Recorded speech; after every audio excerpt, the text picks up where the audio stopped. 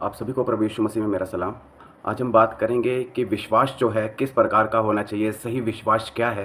क्योंकि हम लोग जो है इतना कुछ जानकर भी, बाइबल में से पढ़कर भी हर बातों से अनजान रह चुके हैं, अनजान हो गए हैं। जानबूझकर जो है हम अपनी आँखों को और कानों को बंद कर लेते हैं, हम सच्चाई से जो है दूर भागते हैं, गलत विश्वास की ओर जाते हैं। आइए हम एक आयत पढ़ेंगे, इब्रानियों 5 अध्याय उसका 11 से लेकर और 14 आयत तक। इब्रानियों 5 अध्याय उसका 11 से लेकर 14 आयत तक इस प्रकार लिखा है। इसके विषय में हमें बहुत सी बातें कहनी हैं जिनका समझना भी कठिन है, इसलिए कि तुम ऊंचा सुनने लगे हो। समय के विचार से तो तुम्हें गुरु हो जाना चाहिए था, तो भी क्या यह आवश्यक है कि कोई तुम्हारे परमेश्वर के वचनों की आदि शिक्षा फिर से सिखाए? और ऐसे हो गए हो कि तुम्हें अन्न के बदले अब तक दूध ही चाहिए। क्योंकि दूध पीने वाले बच्चे को तो धर्म के वचन की पहचान नहीं होती, क्योंकि वह बालक है। पर अन्न सयानों के लिए है, जिनके ज्ञानेंद्रियां अभ्यास करते करते भले बुरे में भेद करने के लिए पक्के हो गए हैं। तो हम क्या पढ़ रहे हैं यहाँ पे? हमें वचनों के द्वारा क्या समझाने की कोशिश की जा रही है कि हमें जो है समय के हिसाब से अब तक जो है समझ जाना चाहिए था। हमें वचन बता रहे हैं कि अब तक तो तुम्हें गुरु हो जाना चाहिए था, तो अभी भी क्या तुम्हें और आवश्यकता है कि कोई परमेश्वर के वचनों की आदि की शिक्षा तुम्हें फिर से सिखाए? तुम्हें अन्न के बदले दूध ही चाहिए। मतलब क्या है कि जो लोग, इसमें एग्जाम्पल दिया गया है कि दूध पीने वाले बच्चे जो होते हैं वो छोटे होते हैं, वो एक बारी को जो है चीज़ें नहीं समझ पाते। लेकिन जब हम अन्न रोटी खाना शुरू कर देते हैं तब हम जो है सियाने हो जाते हैं। हमारी जो ज्ञान इंद्रियां अभ्यास करते करते जो है भले और बुरे में भेद करने के लिए पक्के हो जाते हैं। लेकिन हम उस चीज़ को समझते नहीं हैं, हम उस चीज़ को जो है मानते ही नहीं हैं। हम सिर्फ सांसारिक बातों की, सांसारिक लोगों की अभिलाषाओं में, अपनी अभिलाषाओं में फंसते हैं और सांसारिक लोगों की बातों में जो है उलझते चले जाते हैं। जो हमें पवित्र आत्मा की तरफ से वचन मिले हैं उन्हें हम समझने की, पढ़ने की कोशिश ही नहीं करते, सिर्फ लोगों की बातों पर ध्यान लगाते हैं। हम विश्वास जो करते हैं वो सिर्फ अपने शारीरिक जीवन के लिए करते हैं, लेकिन जो हमारा विश्वास होना चाहिए वो विश्वास किसके लिए होना चाहिए? हमारा विश्वास अनंत जीवन के लिए होना चाहिए। आइए हम कुछ एग्जाम्पल्स पढ़ते हैं विश्वासी भाइयों के। इब्रानियों 11 अध्याय और उसकी 5 से लेके आगे कुछ आयतों तक हम पढ़ेंगे। इब्रानियों 11 उसकी 5 से यहाँ इस प्रकार से लिखा है। विश्वास ही से हनोक उठा लिया गया कि मृत्यु को ना देखे, और उसको पता नहीं मिला, क्योंकि परमेश्वर ने उसे उठा लिया था। और उसके उठाए जाने से पहले उसकी यह गवाही दी गई थी कि उसने परमेश्वर को प्रसन्न किया। और विश्वास बिना उसे प्रसन्न करना अनहोना है, क्योंकि परमेश्वर के पास आने वाले को विश्वास करना चाहिए कि वह अपने खोजने वाले को प्रतिफल देगा। यहाँ पे हमें एक भाई हनोक है जिसको उठा लिया गया था, जिसने मृत्यु को नहीं देखा, उसके बारे में उदाहरण हमें पढ़ने को मिल रहा है। लेकिन जो उसको मृत्यु को उसने नहीं देखा, जो उसे उठा लिया गया, वो उसको इसलिए उठा लिया गया क्योंकि उसने परमेश्वर पर विश्वास किया, अपने परमेश्वर को प्रसन्न किया अपने विश्वास से, क्योंकि उसका विश्वास जो है यहोवा परमेश्वर पर था, ना कि धरती की बातों पर। आगे हम पढ़ते हैं। विश्वास ही से नूह ने उन बातों के विषय में जो उस समय दिखाई ना पड़ती थी चितौनी पाकर भक्ति के साथ अपने घराने के बचाव के लिए जहाज बनाया, और उसके द्वारा उसने संसार को दोषी ठहराया और उस धर्म का वारिस हुआ जो विश्वास से होता है। नूह की जब हम बात करते हैं तो नूह के बारे में हम पुराने नियम में पढ़ते हैं कि उसने परमेश्वर से, यहोवा से आज्ञा पाकर क्या करा? एक जहाज बनाया। लेकिन लोग जो है उसकी बातों को नहीं मानते थे, उसको पागल कहते थे, ये जहाज बना रहा है, यहाँ कौन सा पानी है, ऐसा बोलते थे। लेकिन उसको पता था, उसने सिर्फ परमेश्वर की जो है आज्ञा को माना। जो उसने, परमेश्वर ने उसको आज्ञा दी थी कि इस प्रकार से ऐसे तो जहाज बना, तो उसने जहाज बनाया। और हम देखते हैं कि नूह समेत जो है 8 प्राणी जो है उसके परिवार के बचाए गए, और बाकी जो जीव जंतु थे उनके 2-2 जोड़े भी उनके बचाए गए। तो ये भी किससे हुआ? उसके उस विश्वास से, जो प्रभु यहोवा जो उसकी आज्ञा थी उसको उन्होंने माना और विश्वास किया।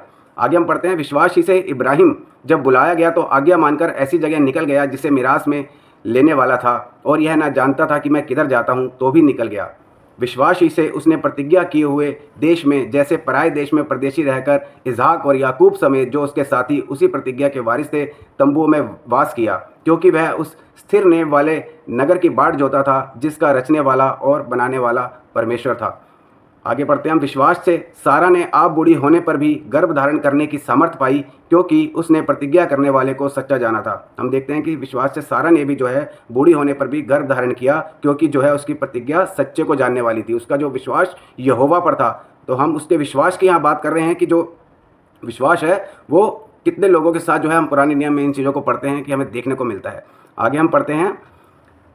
विश्वास ही से मूसा के माता पिता ने उसको उत्पन्न होने के बाद 3 महीने तक छिपा रखा, क्योंकि उन्होंने देखा कि बालक सुंदर है और वे राजा की आज्ञा से ना डरे। विश्वास ही से मूसा ने सयाने होकर फिरौन की बेटी का पुत्र कहलाने से इनकार किया, इसीलिए कि उससे पाप में थोड़े दिन के सुख भोगने से परमेश्वर के लोगों के साथ दुख भोगना जो है उत्तम लगा। मसीह के कारण निंदित होने को मिस्र के भंडार से बड़ा धन समझा, क्योंकि उसकी आंखें फल पाने की ओर लगी थी।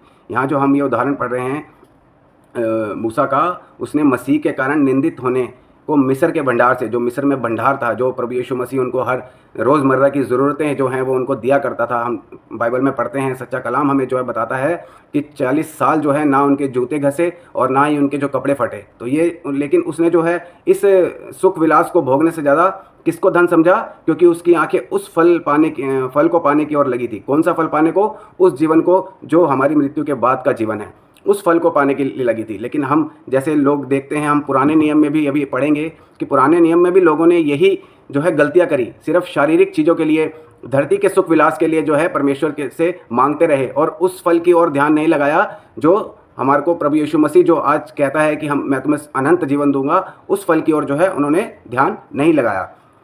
आगे हम एक आयत और पढ़ेंगे। विश्वास ही से राहाब वैश्या आज्ञा ना मानने वालों के साथ नाश नहीं हुई, इसलिए कि उसने भेदियों को कुशल से रखा था। उसने क्या करा था? वो एक राहाब जो है एक वैश्या थी, लेकिन उसने क्या करा? उसने यहोवा के जो 2 भेदिए थे वो उस शहर में गए थे, तो उनको रहने के लिए अपने घर में जगह दी थी, उनको उस लोगों से छुपाया था।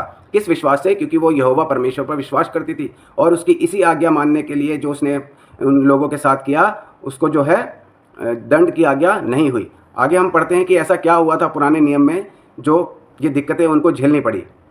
हम पढ़ते हैं भजन संहिता 78 और उसकी 18 से लेके आगे कुछ आयतें। भजन संहिता 78 अध्याय और उसकी 18 से लेके आगे कुछ आयतें हम पढ़ेंगे। यहाँ इस प्रकार से लिखा है, और अपनी चाह के अनुसार भोजन मांगकर मन ही मन ईश्वर की परीक्षा की।